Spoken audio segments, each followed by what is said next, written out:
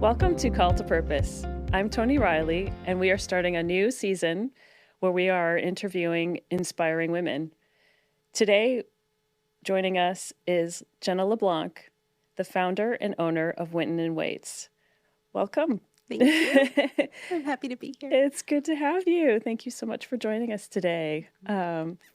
Well, I know you have a boutique, and I understand there's more to it than that, and I'm so excited to hear about this. So tell us a little bit about what you do and what started you on this journey.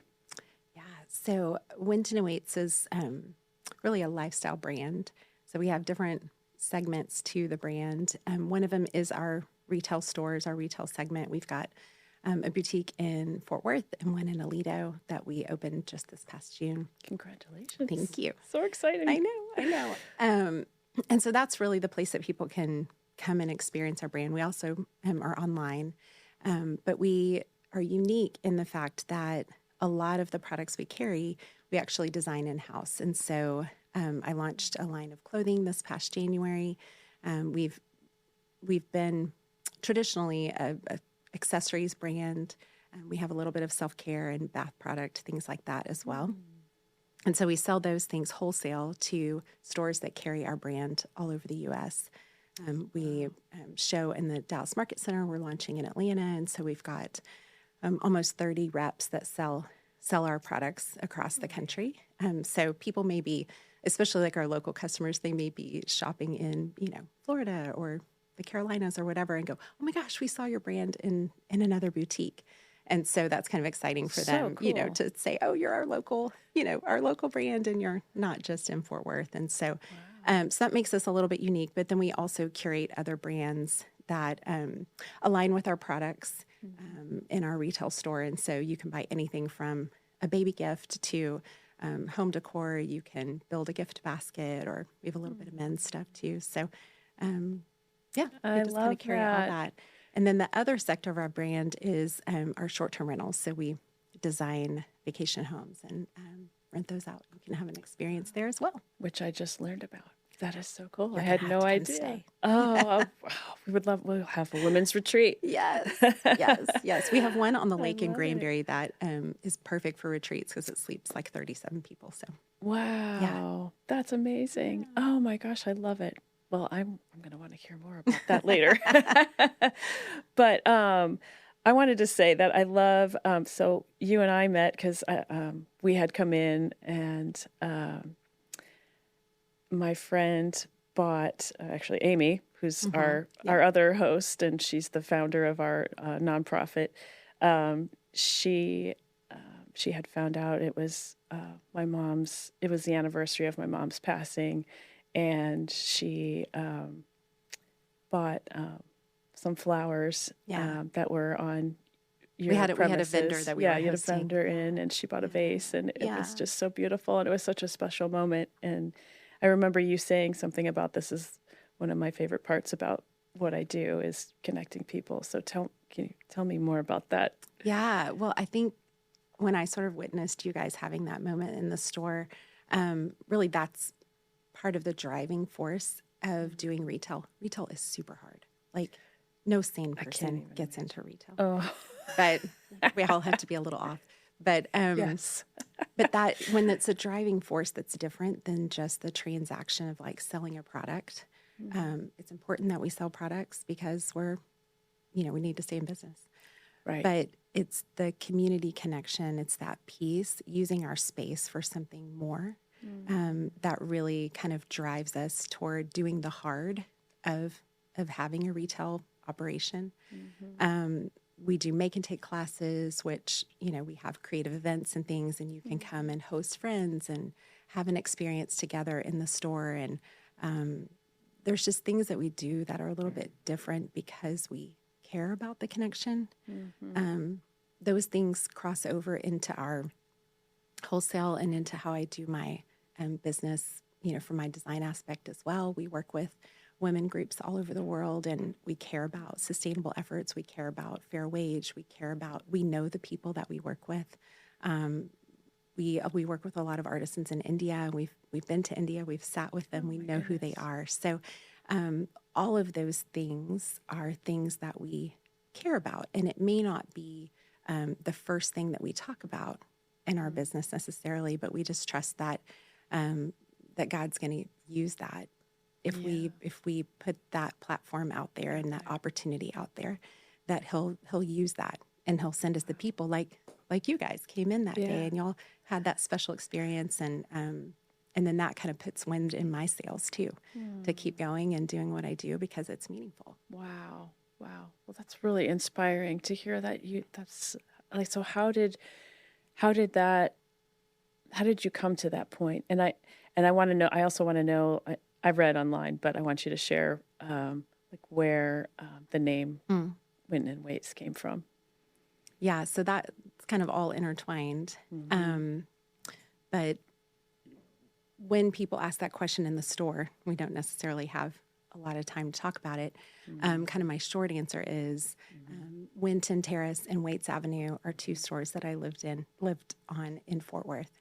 And those that are from our area are like, oh yeah, I know those streets. Yeah, exactly. Yeah. But Winton Terrace was where my life just completely fell apart. And Waits Avenue was where I moved next. And it's not that things got resolved at that address, but it is where God reminded me that the things that I did could still be beautiful, even if it wasn't what I expected. And that journey for me is what kind of launched me back into this space that I'm in now. And just with a desire to do it a little differently, and have more meaningful connections, because let's be honest, I'm kind of in a luxury space, as in like, it's not essential. We especially learned that in COVID, like what I do is not necessarily essential to living and breathing. And so there has to be more to it. Right. And I think because I went through that journey of a really, really broken place, that God is continually moving to beauty.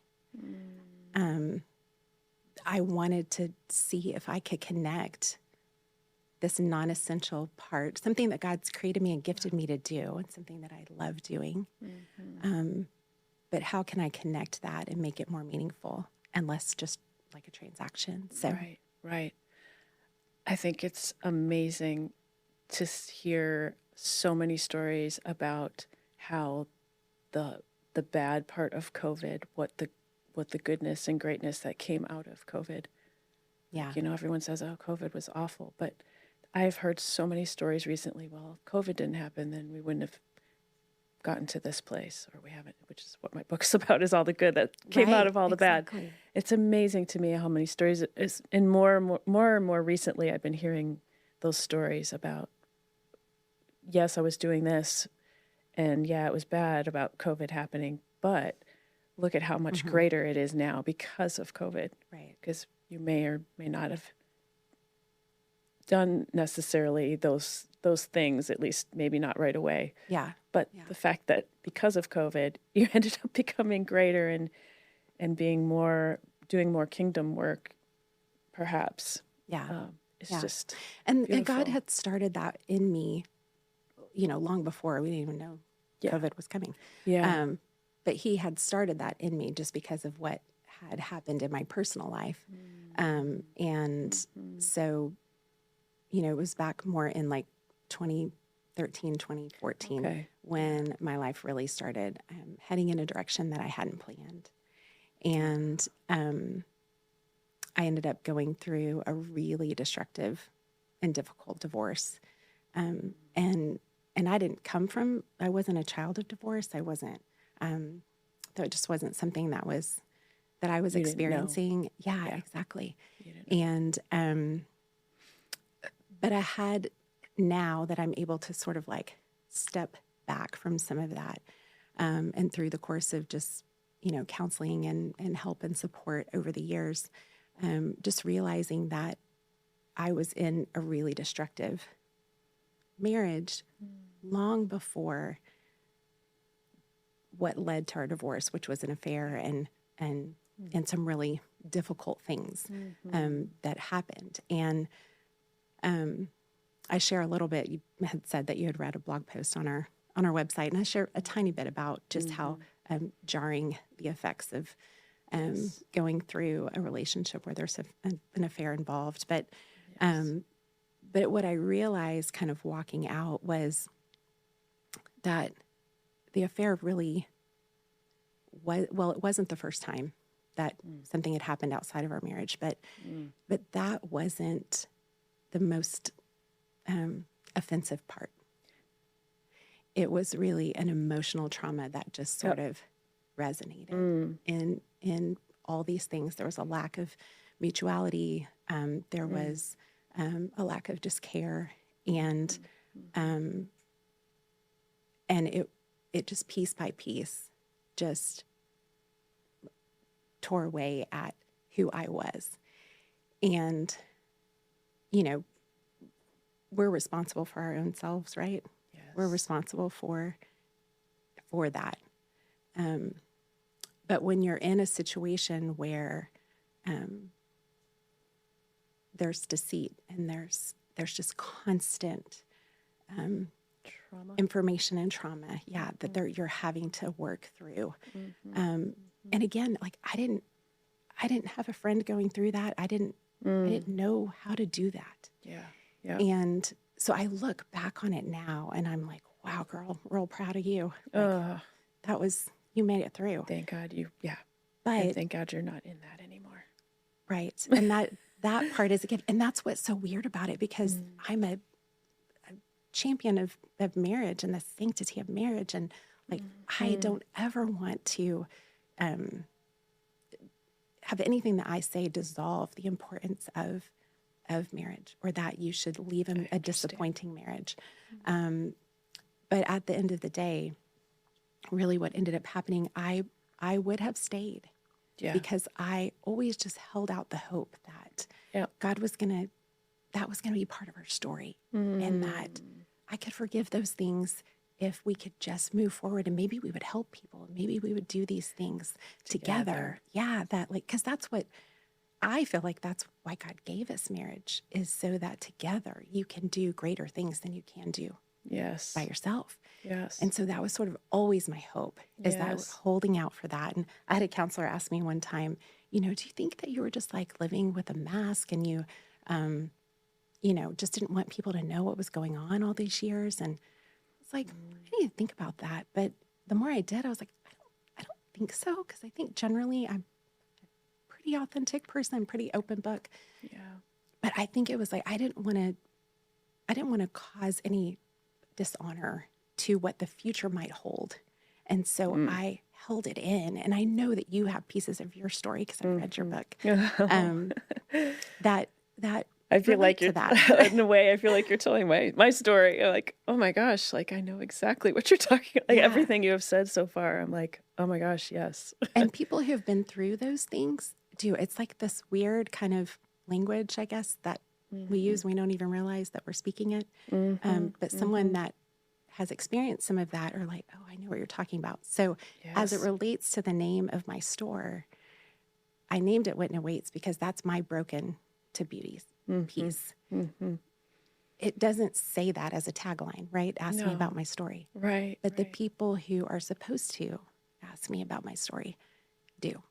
Like they come in and they're curious, why did you name it that? Or what is about the name? And when I say it, and I just say it in those really short words, and some people are like, oh, that's so interesting. Cool. I'm so glad I know that. And then some people are like, can you tell me more?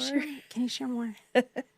I'm in a really hard place, and I need to know more about that. And so God has used it in a way that has enabled me to be able to say, hey, I hear you. I see you. I know what you're going through. And there is a bright side. Like there is. It doesn't feel like it, but there is. And I think the other challenge is, like, I have struggled. People have asked, what is the greatest thing that you've learned? What did you walk away with?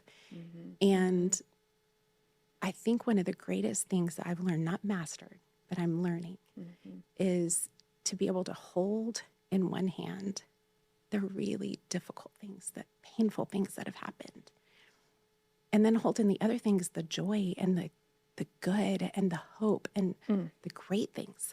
And it's a balancing act, right? Because like if you go all in on the pain and the hard things that have happened, then you just sort of end up living this life as a victim. Like, Yes, exactly. things always happen to me.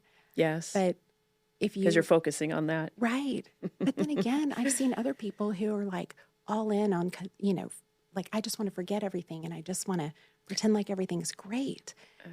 And then you're not really authentic. Right. And so but they haven't dealt with that.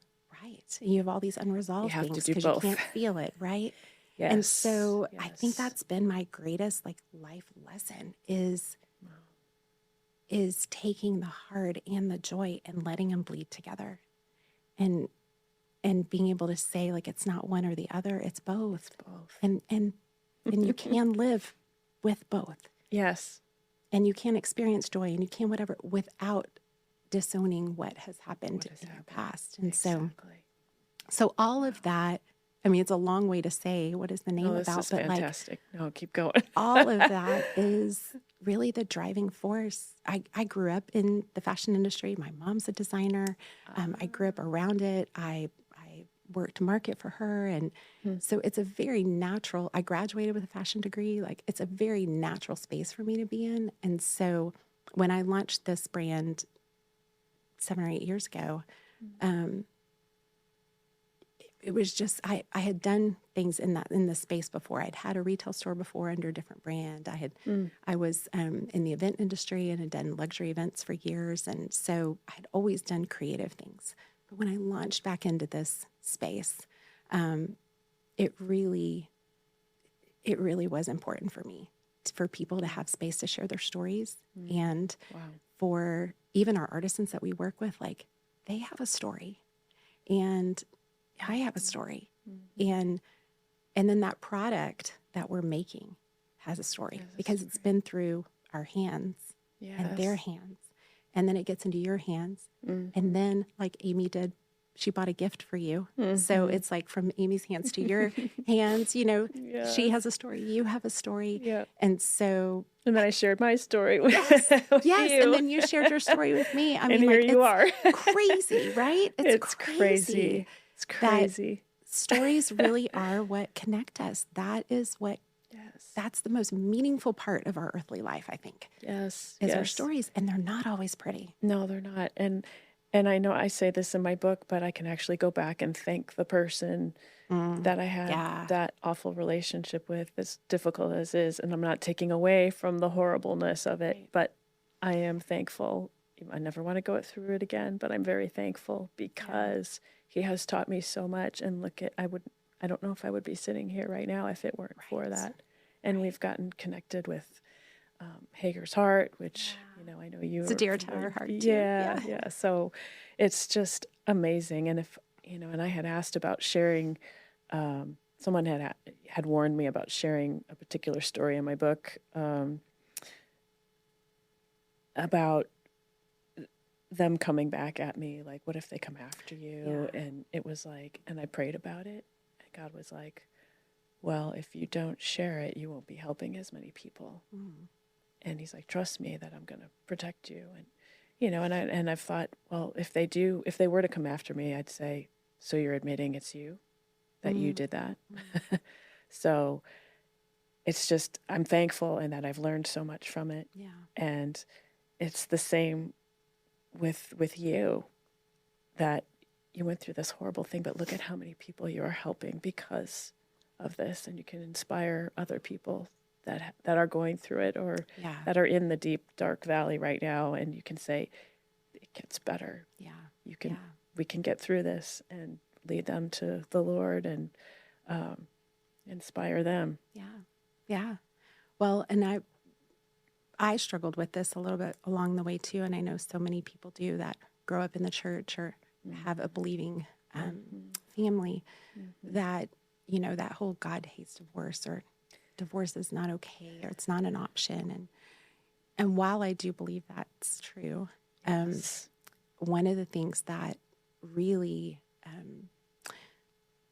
that I learned in the process. And there's actually another book that I want to share. I feel like this book and your book, if somebody is going through something like that, if they could just add these two books to their shelves. Wow. The other book is The Emotionally Destructive Marriage by Leslie Vernick. I don't know if you've ever read it. No. Okay, well, I'm going to drop a bomb on you because it is incredible. Wow. And she also has the emotionally destructive relationship. So like, it's just like if you're just in general relationship, but she has one that's specific about marriage. And it was weird. I had gone to a counselor specifically for my daughter at the time to kind of like meet her and just see if it would be a good fit for my daughter. My daughter didn't end up going. She was not willing at that time. Now she's an adult and she's like, Mom, give me all the tools. info. Exactly. Give me everything. Yeah. But at the time, it was just, we were all struggling so hard and she wasn't willing. But I had met with this lady in hopes that maybe my daughter would go talk to her. And she said, you have a really hard story. Can I give you this book? So I literally had like a 15-minute conversation with her, and she handed me this book, and I was like, well, thank you. And I went home with it and started reading it, and I was like, oh my goodness, nobody has ever spoken the language that I needed to hear in that time more than she did. And she basically lines out for you. There's a disappointing marriage and there's a destructive marriage. And this is how you know the difference. And she challenges you with these questions to answer.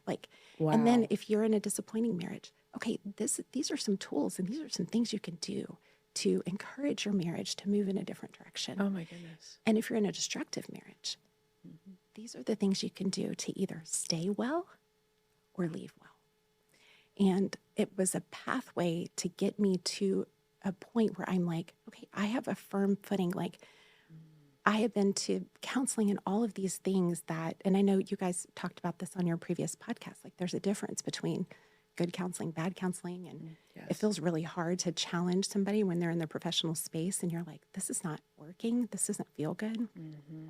And I had been to a lot of those that I'm like, this doesn't feel good. I had done counseling with my ex-husband and it was really, really hard. Like a lot of that space didn't feel, it felt like continued abuse in my life. And I was like, this is so weird to be in that. But to have somebody come and really give you, I wanted tools. Yeah. I didn't want to stay where I was. I didn't want our marriage to stay where it was. I didn't want anything to stay where it was. I wanted to grow. I wanted tools. And so anyway, that book really started me on the journey of getting tools. And one of the things that she said that was so helpful to me is, yes, maybe God hates divorce, but what he hates even more is when somebody breaks apart the personhood of another. Oh my gosh. He hates that even more. He hates destructive marriage more than he hates the institution of marriage. Wow. Because he designed the institution of marriage for his glory. And if within that institution you are being broken down and a shell of the person that you were because of deceit, because of, dishonor, because of these things that he says clearly in his word are not okay. Oh my gosh. And that there's a lack of desire to change, then all it is a big pile of destruction. Right. And he doesn't want more. that. Yeah. Yes. And so that gave me something to hold on to that, okay, I'm not doing wrong by asking this person to leave this affair, to and then finally when he wouldn't, just to say, then release me from this place, because yes, amen. I want a life that's different. I want a life, I want to grow. I want to be a whole person. Yes. I want to have something to offer and not be so emotionally full in my own home where literally you can't even breathe anymore. That I don't have anything to offer anyone else. Wow. And so once I realized that, I could really sort of take hold of my own journey and my own healing, which was a long process, still is a long process. Sure. But going back to what you said about being grateful, it feels weird to say that I would be grateful for my husband having an affair, but the reality is I really am, because it was the one thing that I was like, okay, I know that's the dividing line for me. I can't stay. I can't stay with this continued situation. And so it gave me, it just made me brave. Wow. And so the Lord allowed that to happen so that then he could save me from whatever the future looked like, remaining in that space, remaining in that relationship. Right. And he's brought really beautiful things that I wouldn't have had the opportunity to experience otherwise. Wow. I'm remarried now, and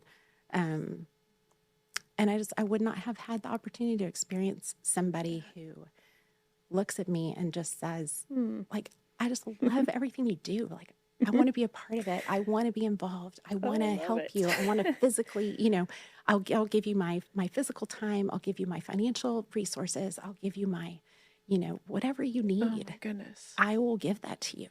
And in me, it makes me respond in a way that's like, whatever you need. Yeah, exactly. whatever you want. Oh my gosh. Exactly. Yeah. I mean, it's just like that, like, lifting you outserve up. one another. Yes. So, so that's been a special, a gift that I didn't deserve, but you got. would have never received it if it hadn't been Right. for, yeah. Yeah.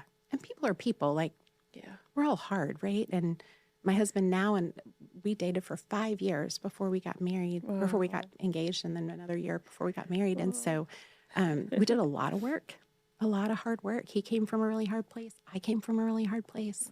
And I just kept giving him, like, we laugh about it now, but I'm like, okay, I'll give it till October.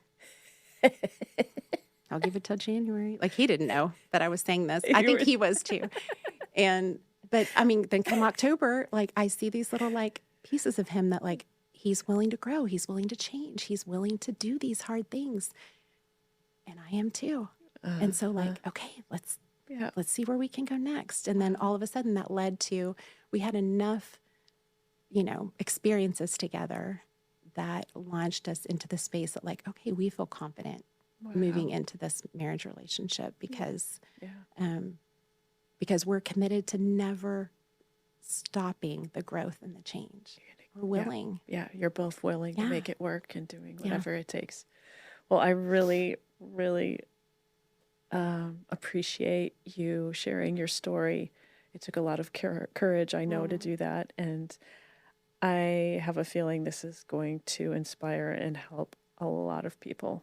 So I'm so glad you shared that. Yeah. And you helped me too, because I love the book you mentioned about it's either disappointing or destructive.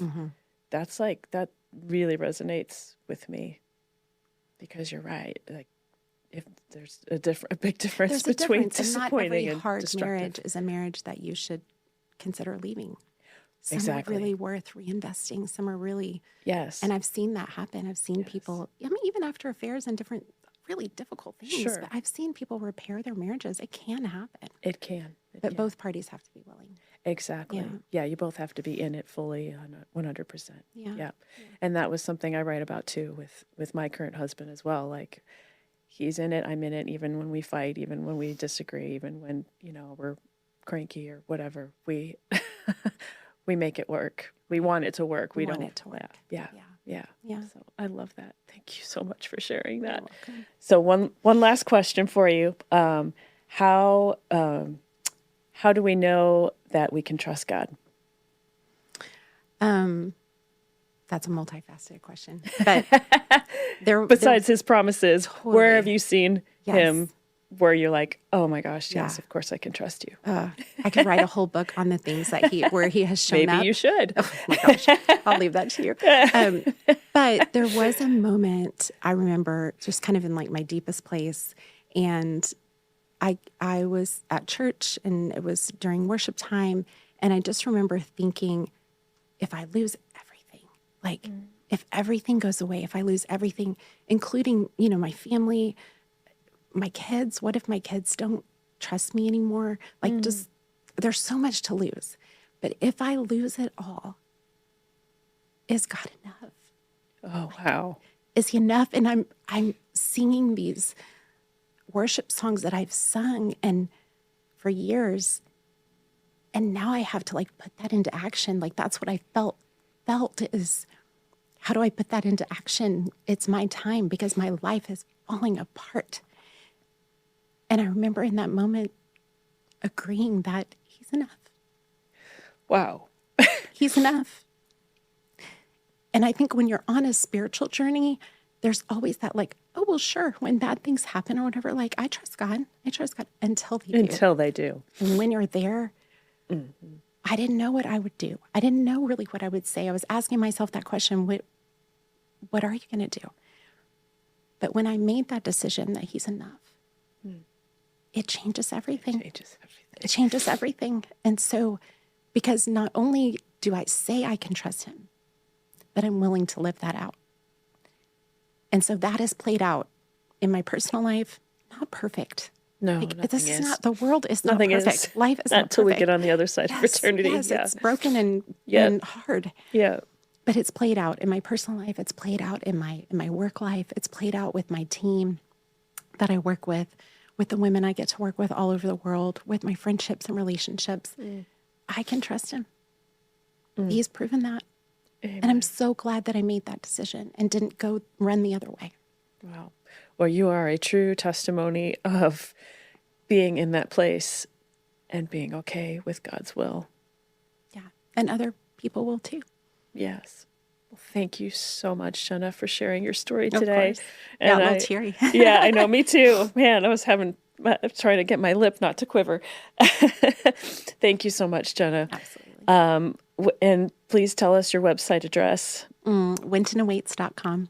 Okay, great. Thank you so much. And thank you so much for joining us today. We look forward to seeing you again next time. If you'd like to reach out to us directly, you can reach us at yourcalltopurpose.com. Thank you.